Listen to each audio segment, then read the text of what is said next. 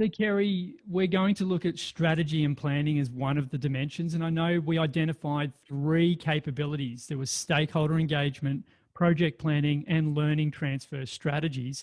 Would you mind expanding a bit more on stakeholder engagement and what that actually means?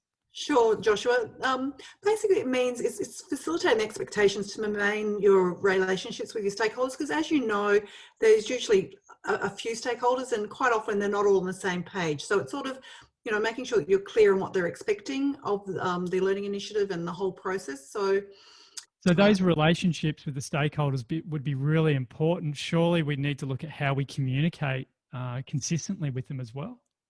yes, absolutely. It's really important that we create and monitor a communication plan so we know how they prefer to be communicated with, how often, all of those sorts of things, including, what they want to know about, and also providing opportunities to provide feedback throughout the whole engagement process. And the last one is sort of also being clear on what they see as the success criteria for your learning initiative, and being able to monitor any risks or that might impact on the success of your program or event. It does sound a lot like project management or project planning, which a lot of us may be familiar with. And I suppose that's a good segue to the next capability, which is project planning. It is a natural transition, but could you expand a little bit more on project planning as an actual behaviour and a capability in this framework? Yeah, project management is really important, and quite often I get asked why project management, because we're not project managers, we're facilitators or learning professionals. But it's really important that we identify that training is no longer standalone. There's sort of, you've got your marketing, you've got your preparing your learners, your delivery, your design, your budgeting, all of those sorts of things. So it's really, what are all the activities that I need to consider to make sure that my L&D initiative is, my learning initiative is successful. So it's sort of, identifying simple project management tools and approaches to make sure that we stay on track. It's about being able to share those plans with our stakeholders so that they are able to monitor the progress and when they need to be able to have some influence or be involved in the learning process. And So that would help with those relationships we were just speaking about as well. They know what's coming up and they know that it's organised. Is that right?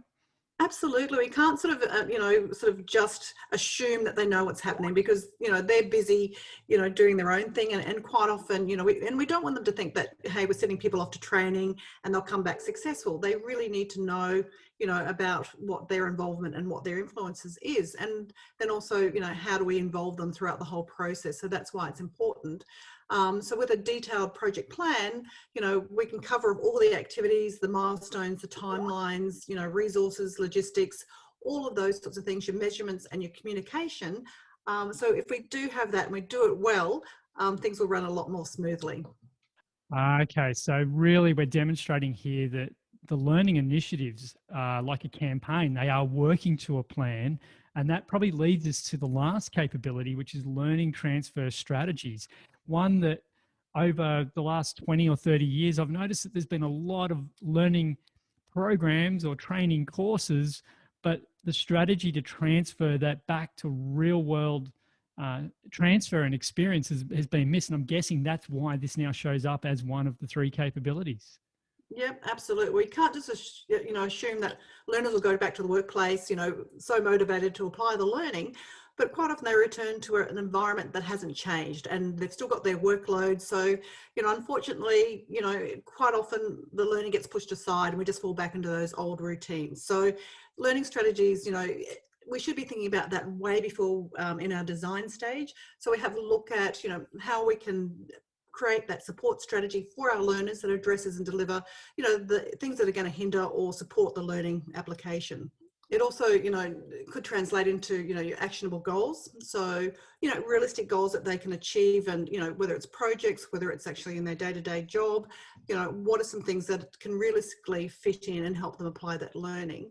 So are we trying to seek actual meaning now, not just being sent off to do a training course or professional development? We're actually trying to tie this back to real meaning for the learner and see that translate into their career or their businesses. Did I hear that one correct? Yeah, absolutely. It's got to be able to impact and influence and improve or enhance, their performance in the work role. So that, I mean, that's the whole idea of, is for us to help, give them the skills and the knowledge to apply. And quite often, you go to a program, we give them the skills and the knowledge, but the real learning happens back in the workplace. So how do we make sure that there's opportunities for them to apply that learning, so it embeds the learning and it also continues that learning journey? It's not so, it doesn't finish the day that they walk out, or they finished, watching the virtual learning program or the e-learning program.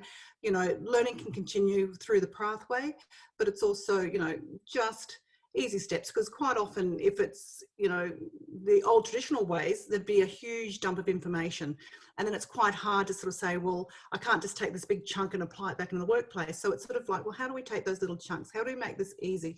How do we, as I said before, embed the learning so that it becomes the way that they perform and behave? So, Kerry, we often hear from learners that they have these great initiatives, they get sent off to do programs, but they feel unsupported when they come back. Are we saying that learning transfer strategies actually enables that support for when they come back into the workplace, or they're applying it in their career?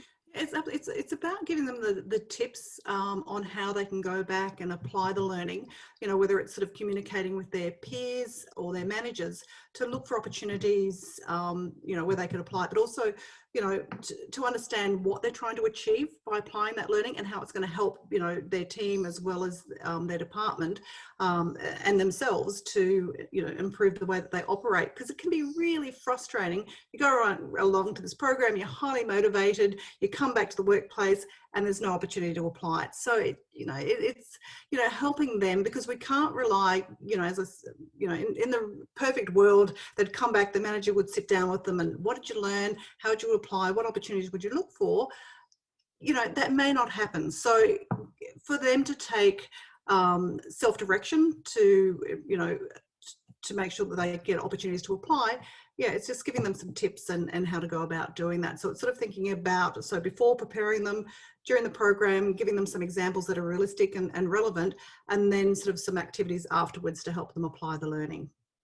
I know you and I and some of our other professionals watching this definitely would be questioning culture in some organisations, and that we need to foster a stronger learning culture there within that organisation. But what I'm hearing is that we are being realistic here and saying that part of this is the learner being equipped to support themselves or to seek that support, but also within the culture, knowing what support they're needing. So look, thank you. I know I just put you on the spot with that one, but to recap, this dimension of strategy and planning has been broken down into 3 capabilities. They are stakeholder engagement, project planning, and learning transfer strategies. Really looking forward to doing a deep dive with the mentors into each of these and seeing how we can build our capability ourselves as learning professionals and also help our learners. Thanks for that, Kerry. Thanks, Joshua.